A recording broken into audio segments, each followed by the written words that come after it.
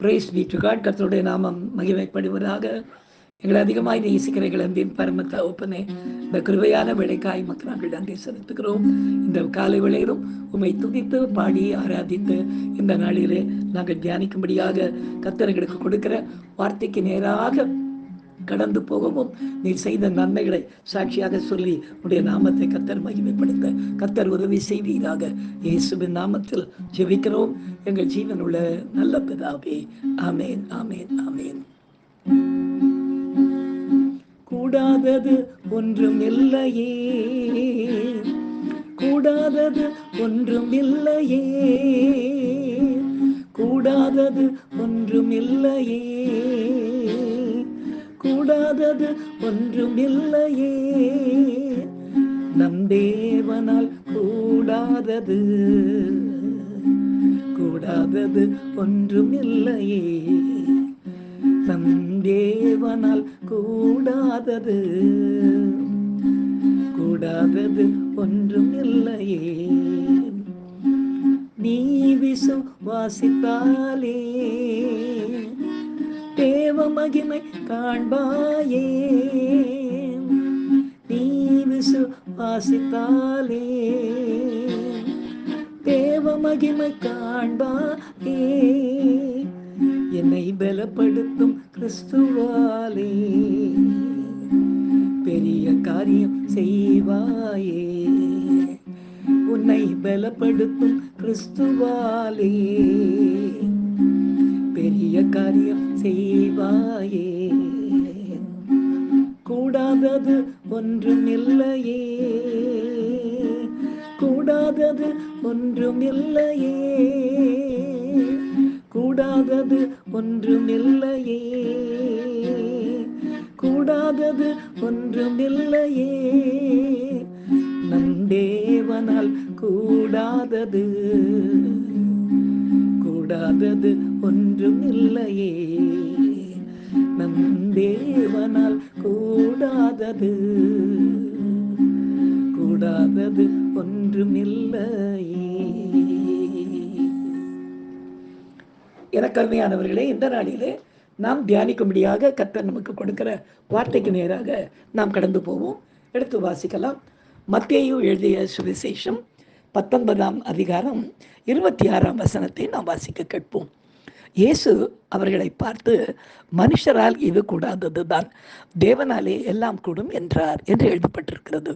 பிரியமானவர்களே, இந்த வார்த்தையை இயேசு எந்த இடத்திலே சொன்னார் என்று பார்க்கும் பொழுது, நித்திய ஜீவனை பெற வாஞ்சையாய் வந்த ஒரு பணக்கார வாலிபனிடம், அநித்தியமானது உனதுடைய எல்லா சொத்து சம்பத்துக்களை நீ விற்று தரித்திற்கு கொடுத்து விட்டு பிறகு வந்தால் பரலோகத்தில் உனக்கு பொக்கிஷம் உண்டாயிருக்கும் என்று இயேசு அவனிடத்திலே சொன்னபோது, அவன் துக்கமடைந்து பரலோகத்தை வேண்டாம் என்று தள்ளிவிட்டு தனது ஆஸ்தியின் மேலே விருப்பம் கொண்டு போனதை சீஷர்கள் கண்டு ஆச்சரியப்பட்ட போது, ஆண்டவர் அவர்களை பார்த்து, மனுஷனால் இது கூடாததுதான், தேவனால் எல்லாம் கூடும் என்று சொல்லுகிறார்.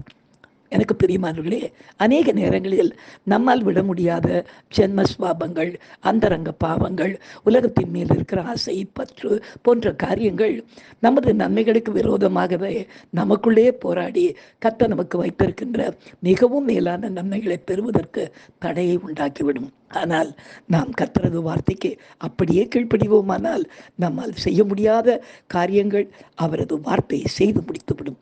எனவே தான் மனுஷரால் உங்களாலேயே உங்களுக்கு நன்மையை தேடிக்கொள்ள முடியாதது தான், எனவே மனுஷனால் கூடாதது யாவும் தேவனால் கூடும் என்று சொல்லுகிறார்.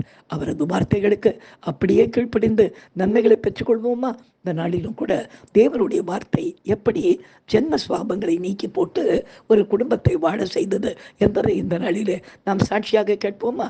கர்த்தர் இந்த சாட்சியின் மூலமாய் மகிமைப்படுவாராக. எனக்கு அருமையானவர்களே, ஒரு நாள், அதாவது கிட்டத்தட்ட ஒரு 15 ஆண்டுகளுக்கு முன்பாக நான் உட்கார்ந்து காலையிலே பைபிள் வாசித்து கொண்டிருந்த போது என்னுடைய இங்கே வளர்ந்து கொண்டிருந்த சின்ன பிள்ளைகள் ஓடியாந்து காலையில் ஓடியாந்து, ஐயா ஐயா நம்ம சர்ச்சு வாசலில் ஒரு ஐயாவும் ஒரு அக்காவும் வந்து 2 பேரும் அவங்க கார்லேருந்து இறங்கி ஒருத்தர் இடிச்சு தடுறாங்க, அடிச்சுக்கிறாங்க அப்படின்னாங்க. ஐயோ தன்னடா காலங்காத்தால் சர்ச்சு வாசல்லன்னு சொல்லிட்டு வெளியே போய் பார்த்தா அவங்க யாருன்னு தெரியல. அவங்க என்னை பார்த்த உடனே அப்படியே ஸ்தம்பிச்சு நின்றுட்டாங்கன்னு சொன்னேன். உள்ளே வாங்கம்மா, என்ன பிரச்சனை, உள்ளே வந்து பேசலாமே, என்ன தானே பார்க்க வந்தீங்க, அப்போ உள்ளே வந்து வாங்கன்னு சொல்லி உள்ளே கூட்டிகிட்டு வந்த உடனே அவர் சொன்னதுக்கு வெக்கப்பட்டு, எனக்கு சொல்கிறதுக்கே வெக்கமாக இருக்குது, நான் லயோலா காலேஜினுடைய ப்ரொஃபஸர் அப்படி அந்த சகோதரர் சொன்னார். அவங்க கோடம்பாக்கத்தில் இருக்கிற மீனாட்சி காலேஜினுடைய ப்ரொஃபஸர். நான் சரி 2 பேருமே ப்ரொஃபஸர், நல்லா படித்தவங்க, இப்போ எதுக்காக சண்டைக்கு நிற்கிறீங்க, உள்ளே வாங்கன்னு சொல்லி உள்ளே கூட்டிகிட்டு வந்து உட்கார்ந்த உடனே வந்து உட்கார்ந்ததுலேருந்து ஒருத்தரோட ஒருத்தர் சண்டை போட்டு கொண்டே இருக்கிறார்கள். என்னால் இவங்கள்ட்ட மத்தியில் எனக்கு பேசவும் நேரம் கொடுக்க மாட்டேன்றாங்க, என்ன பண்ணுறதுன்னு தெரியாமல் பார்த்து கொண்டே இருந்தேன். சரி 8 மணி ஆயிடுச்சு, டிஃபன் கொடுத்து டிஃபனை சாப்பிட்டுட்டு அதுக்கப்புறம் உட்காந்துவீங்க தானம்மா, நீங்கள் பேசுங்க, நான் எதிர உட்காந்துக்கிட்டு இருக்கேன் அப்படின்னு சொல்லி எதிர உட்காந்துருந்தேன். காலையில் ஆரம்பித்து 8 மணிக்கு ஆரம்பிச்சுங்க 11:30 மணி வரையில் அந்த ஐயா அவர் மேலே குற்றம் சொல்ல, அந்த அம்மா அவர் மேலே குற்றம் சொல்ல, இப்படி மாற்றி குற்றம் சொல்லி 12 மணி ஆகிடுச்சு.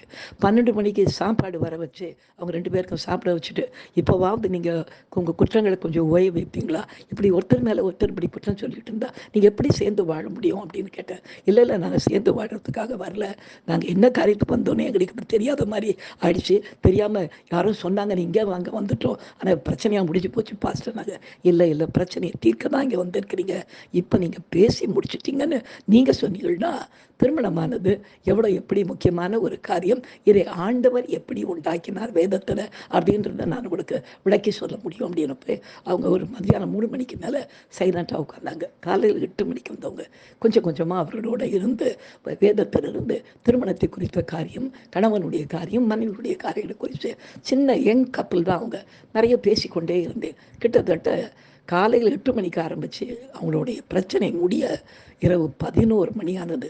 இரவு அவங்களுக்கு சாப்பிட வச்சுட்டு அதுக்கப்புறம் வேதத்திலிருந்து தெளிவாய் அவர்களுக்கு காரியத்தை சொல்லி முடித்த பிற்பாடு அவங்க 2 பேரும் என்னை ஒரு 5 நிமிஷம் தனியாக விடுறீங்களா அப்படின்னாங்க. சரின்னு சொல்லிட்டு நான் வெளியே போயிட்டேன். ஒருத்தரோடு ஒருத்தர் அவங்க தங்களுடைய எல்லா தவறுகளையும் ஒருத்தருக்கு விட்டு கொடுத்து அந்த நாளிலே சமாதானத்தோடு அந்த இரவு 11 மணிக்கு, காலையில் 8 மணிக்கு வந்தவங்க இரவு 11 மணிக்கு இங்கேருந்து சமாதானமாக 2 பேரும் புறப்பட்டு போக கர்த்தர் கிருபை செய்தார். பாருங்க, மனுஷனால் கூடாதது தான். 2 பேரும் சேர்ந்து வாழ வேண்டியது அவங்களுடைய வேலை, ஆனால் அவங்களால அது முடியல.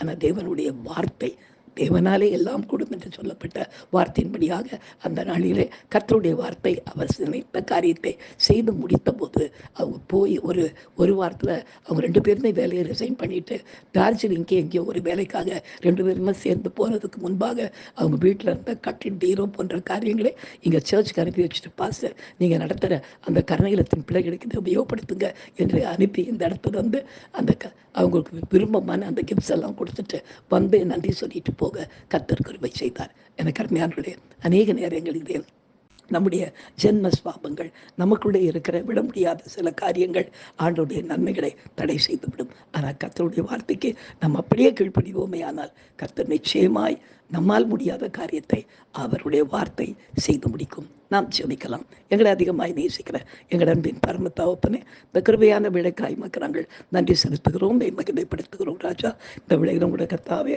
அந்த கணவன் மனைவியால் முடியாத காரியத்தை கர்த்தர் நீர் செய்து முடித்து அவர்களை சமாதானத்தோடு அனுப்பி வைத்ததற்காய் மக்கள் நன்றி செலுத்துகிறோம். ராஜா, கர்த்ததாமே இந்த சாட்சியின் மூலமாய் மகிமைப்படுவீராக. தொடர்ந்து கர்த்தாவே ஒவ்வொருவரும் இந்த சாட்சியை கேட்க ஒவ்வொருவரும் வசனத்தை கேட்டு அதன்படி வாழ கர்த்தர் எங்களுக்கு உதவி செய்யும்படியாக ஜெபிக்கிறோம். இயேசுவின் நாமத்தில் ஜெபிக்கிறோம் எங்கள் ஜீவனுள்ள நல்ல பிதாவே, ஆமேன். ஹல்லேலூயா, ஹல்லேலூயா, ஹல்லேலூயா. God bless you. Thank you.